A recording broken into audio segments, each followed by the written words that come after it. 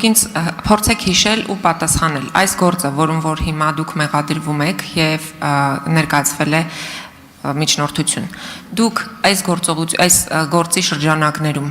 երբ եք հասկացել, որ կոնկրետ ներգրաված եք եւ քննությունը ինչ թափով է ընթացել եւ այդ քննության լայն թափի հաղորդումը ինչ process-ների արդյունքում է եղել, այսինքն խմբակցությունից դուրս գալուց հետո արագացել է այդ քննությունը, թե ոչ։ Սա առաջին հարցս։ Երկրորդը, ես ուզում եմ դուք նաև թվարկեք, թե քաղաքացիական պայմանագիր կուսակցության հետ ձեր հարաբերությունները խզելուց հետո քանի քրեական գործի մեջ եք ներգրաված այս կամ այն կերպ, ոչ բոլոր դեպքերում բնականաբար մեղադրյալ կամ պոտենցիալ մեղադրյալ, բայց այնուամենայնիվ, որ դուք հրավիրվել եք քննչական մարմիններ եւ քանի գործում են ներգրավել ձեր որդիները, որովհետեւ դուք մի անգամ հարցազրույցի ժամանակ կիսատ եք ասել, կխնդրեմ ամբողջական պատասխանեք, թե ձեր քաղաքական դիրքորոշման փոփոխության հետևանքով իրավական ինչ ճնշումներ են ձեր վրա եւ ձեր ընտանիքի վրա կիրառվել։ Ուրեմն մանր երժշտավոր անասունների հետ կապված, որը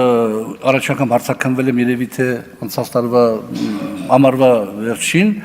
դա այդ դեպքերից առաջ էր, եւ այդ վարույթը որ հարուցվել էր, որպես վկայի կարգավիճակով, այնտեղ հարցաքննվել եմ երևի 3 անգամ։ Այս այսպես կոչված $23,000 կաշառքի գործով ոչ մի անգամ չեմ հարցաքննվել։ Մեկ անգամ կարծեմ հարցաքննվել եմ Պարոն Քերամյանի եւ իմ հետ տեղի ունեցած տհաճ միջադեպի հետ կապված վարույթով, որով մենք ենք միջնորդել, որ հարուցվի, եւ եթե ճիշտ եմ հիշում կամ ճիշտ եմ հասկանում, գլխավոր դատախազության միջնորդության վարույթը հարուցվել պետական անվտանգության հետ կապված գաղտնիք հրապարակելու պահով,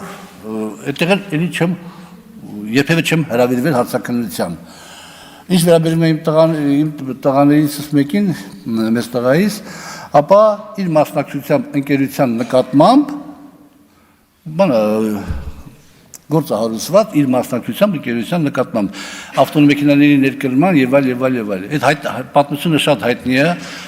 եւ ես նեղ շրջապատում, խմբակցության նեղ շրջապատում շատ կոշտ, կարող է նաեւ նույնիսկ մի քիչ կոպիտ եմ արտահայտվել Պարոն Բադասյանի մոտ իր եւ պարոն Քարամյանի հասցեին, որ իրենք խեղդում են տնտեսությունը եւ խնդրել եմ մի քանի ձևերով որ պարոն Քարամյանը գա եւ մենք նստենք քննարկենք, թե ոնց անենք, որ այդ հարցերը կարգավորենք։ Պարոն Քարամյանը չեկավ եւ այդ հայտնի քննարկման ժամանակ պարոն Քարամյանը այստեղից հայտարարեց, դուք դա վրա ուշադրություն չեք դարձնում։ Դուք $300,000 կաշառք։ Հայաստանում այդքան ոչխար չկա։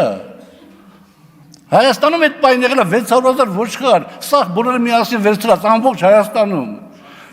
Ուշադրություն չեք դարձնում, այդ 300,000-ը հնչում է, չէ, պարոն Աղազարյանն ասավ 300,000 չէ, 200,000, այսինքն 200,000-ը պրիզնատ եկավ։ Ես ասում եմ մի աղավաղեք նյութերը, 200,000-ի մասին է խոսքը։ Հիշև է։ Պարոն Քարամյանը այստեղից ելույթ ունեցավ եւ հայտարարեց. Ես ու պարոն Բադասյանը անուն չտվեց, բանի պեկի մեր գործընկերները քննարկեցինք եւ որոշեցինք եւ պետությանը տվեցին $500 միլիոն վնաս։ Դուք դա վրա ուշադրություն չեք դարձնում, որ գործադրի ղեկավ աշխատողները ասում մենք մեկնաբանեցինք օրենքը մեր ուզած ձևով։ Դա այդքան էլ ճիշտ չի։ Եվ բնականաբար հիմա քննչական կոմիտեն իմ ներկայացած վարույթը չի ընդունել, բնականաբար քննչական կոմիտեն անհրաժեշտ պայն նյութերը տվել է տիկին դատախազին, եւ հետեւաբար քաղաքական ճնշումը ո՞նց է լինում։ Այն ճնշումներին, որ ես դիմացել եմ նոյեմբեր-դեկտեմբեր ամիսներին, մնացած իմ համար խաղապար առնելու։ Արձագանք։ Շնորհակալ եմ։ Չգիտեմ ում եք հասցեագրում, որ ուշադիր չենք, բայց երևի թե հասցեատիրոջը փոխեք, որովհետև ուշադրությունը պիտի լինի այլ կողմից, ոչ թե համենայն դեպս ընդդիմադիր խմբակցությունների կողմից։ Ես ձեզանից հստակ ուզում եմ նաև հետաքրքրվել, որ ասում եք քաղաքական ճնշում։ Կարող եք ասել, այդ քաղաքական ճնշումը ում կողմից է ուղղորդված, Ինչ դրսևորումներ է կոնկրետ ունեցել, որովհետև դուք կիսատ եք ասել, որ կարճ խոսեցիք, որ ինչ որ բան եք հայտարարել, հետո այդ հայտարարությունը վատ է ընկալվել եւ դրա համար հիմա խնդրում եմ ավելի հստակ հայտարարեք։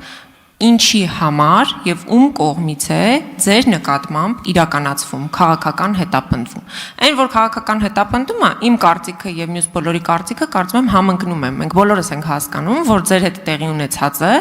տեղի ունենում, որովհետև դուք հրաժարվել եք վարչապետի SMS հրահանգը կատարել։ Բայց ես ուզում եմ, որ դուք ավելի մանրամասնեք, որովհետև ձեզ հետ է տեղի ունեցել եւ ճնշումները ձեր վրա են եղել։ Ասում եք արժե նախագահն է ինձ ճնշել, ավելավեր այդ օրը չգցեր։ Տարբեր մարդկանց անուններ եք տվել։ Վերջի վերջո, ում կողմից ինչպես է դրսևորվում այդ քաղաքական ճնշումը ձեր նկատմամբ։ Նախ ես պատասխանելով դեր նախորդ հարցին ասեմ, որ իմ տղայի մասնակցությամբ ընկերության հետ կապված վարույթը հարուցված է, այնտեղ որևէ խնդիր չկա, որևէ այն գումարները, որ պիտի ստանար այդ ընկերությունը ստացել է, որևէ մեքենակարանքի տակ չկա, չի եղել եւ հետեւաբար միջնորդելու բանի անհրաժեշտությունը չկա։ Հիմա ինչ վերաբերում է ձեր մյուս հարցին, Տիկին Թովմասյան, ես ասեմ, որ բնականաբար քաղաքական ճնշումը վարչապետի հրահանգով է, ինչի մասնակցությունը, ինչ կասկած կա։ Վարչապետի հրահանգով է եւ բոլոր ինստիտուտները, բացի բանից, ներքին գործերի համակարգից, բոլոր ինստիտուտները լծված են այդ գործի վրա։ Այսինքն շատ ակնհայտ բան է, ինչ կա դե բան։ Պարոն վարչապետը միգուցե դա անում է պետականության շահերից ելնելով։ Ես էլ ինքս եմ մտածում պետականության շահերից ելնելով պետք է ամեն ինչ անեմ, իմ փոքրիկ համեստ ավանդը ներդնեմ, որ ինքը չվերարտադրի։